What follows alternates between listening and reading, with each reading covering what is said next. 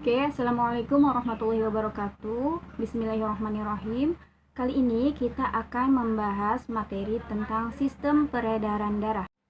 Oke, pokok bahasan pada sistem peredaran darah itu yang akan dibahas ada 4 ya. Yang pertama, kompetensi, dasar dan materi pokok, indikator dan tujuan pembelajaran, pendekatan, model dan metode pembelajaran, serta sistematika urutan materi. Oke, langsung saja ke indikator dan tujuan pembelajaran.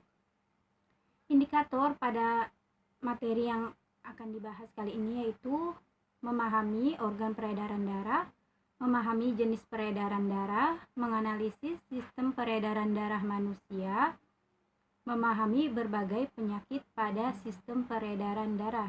Sistematika urutan materinya meliputi materi darah, materi jantung dan pembuluh darah, serta materi gangguan dan kelainan pada sistem peredaran darah. Selanjutnya ke materi darah. Darah merupakan jaringan ikat yang berwujud cair dan tersusun atas 2 komponen utama, yaitu plasma dan elemen seluler.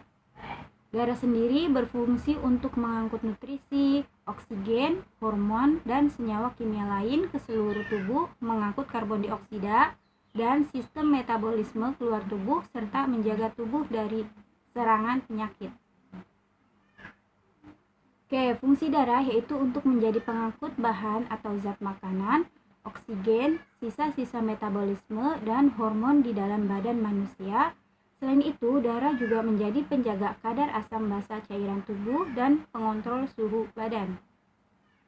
Oke, plasma darah terdiri dari 55%, terdiri atas air dan zat-zat terlarut.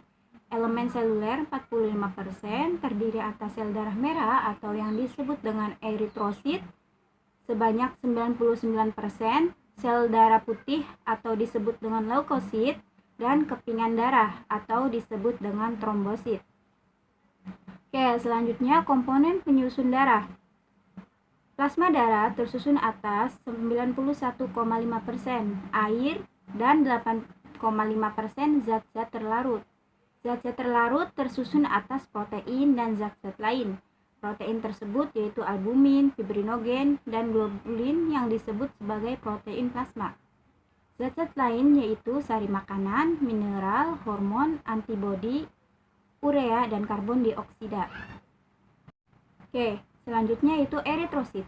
Eritrosit berbentuk bulat pipih dengan bagian tengah cekung atau bikonkav, tidak memiliki inti sel dan berwarna merah yang disebabkan adanya hemoglobin atau Hb.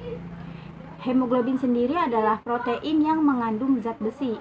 Eritrosit paling banyak terdapat dalam darah 1 atau sekitar 1 tetes darah mengandung 4-5 juta eritrosit. Di dalam paru-paru, hemoglobin dari eritrosit mampu mengikat oksigen hingga membentuk oksihemoglobin. Oke, selanjutnya yaitu leukosit. Leukosit bentuknya tidak tetap atau bersifat ameboid dan mempunyai inti. Setiap satu darah mengandung 5.000 sampai 10.000 leukosit. Fungsi leukosit sendiri yaitu melawan kuman atau bibit penyakit yang masuk dalam tubuh. Apabila terjadi peningkatan leukosit, kemungkinan terjadi infeksi di dalam tubuh. Selanjutnya yaitu trombosit. Trombosit bentuknya beragam, yaitu bulat, oval, dan memanjang. Trombosit tidak memiliki inti, tetapi memiliki granula. Jumlah trombosit pada dewasa sekitar 200.000 sampai 500.000 sel. Umur trombosit sekitar 5 sampai 9 hari. Trombosit sangat berhubungan dengan proses mengeringnya luka, sehingga trombosit disebut juga sel pembekuan darah. Oke, ketika tubuh terluka, trombosit akan pecah karena bersentuhan dengan permukaan kasar pembuluh darah yang luka. Di dalam trombosit terdapat enzim trombokinase atau tromboplastin.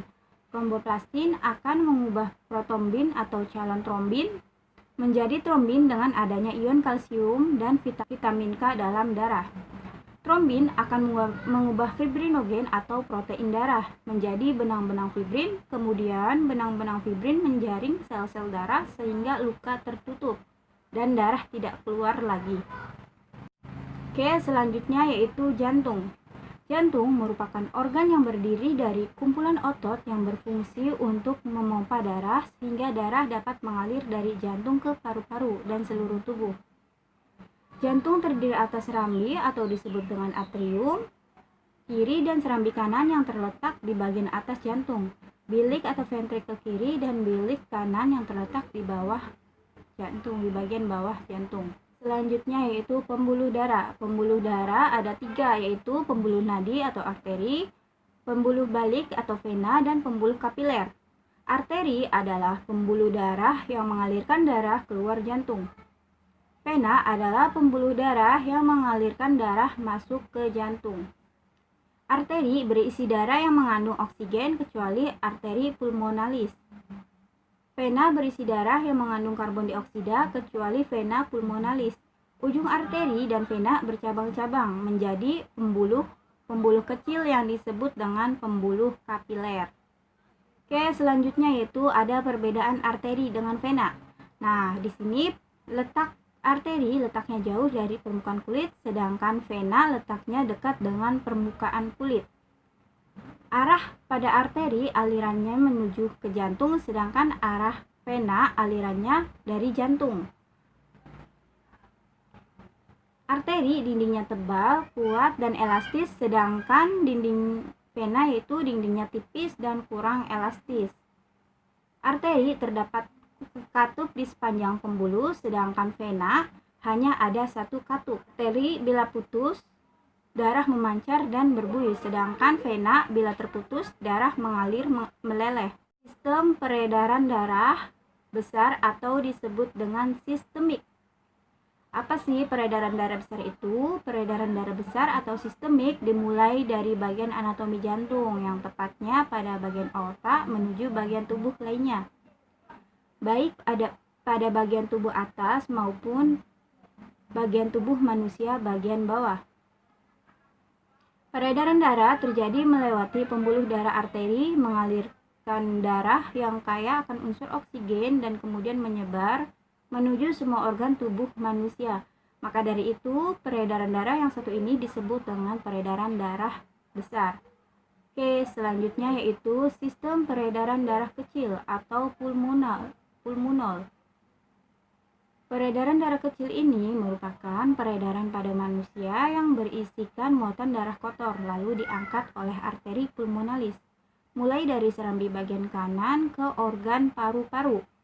Pada fungsi paru-paru inilah yang akan terjadi kegiatan seperti pembersihan, yang pada akhirnya darah bersih ini akan dibawa keluar dari paru-paru melalui vena pulmonalis dan menuju ke jantung, tepatnya pada bagian bilik kiri.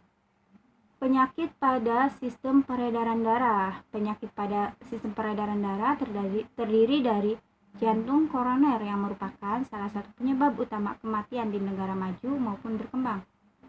Penyakit jantung koroner terjadi jika arteri koronaria tidak menyuplai oksigen yang cukup ke otot-otot jantung.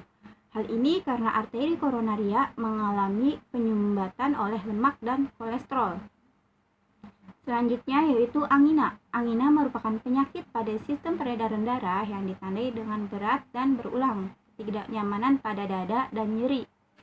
Kondisi ini disebabkan karena kurangnya pasokan darah atau suplai oksigen pada otot jantung.